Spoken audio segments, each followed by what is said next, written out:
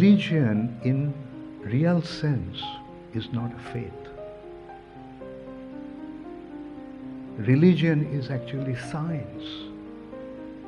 If science is a systematic study of any subject, if science is an experimentally verified facts, then religion is a science which is scientifically, systematically accepting or entering into another domain that is beyond this material nature.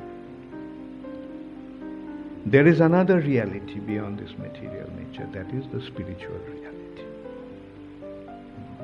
It is there. Although it is not perceivable by our senses, but it is there beyond our sense perception. Because we cannot see or perceive that reality, it doesn't mean that it doesn't exist. And Vedas are actually systematically taking us to the domain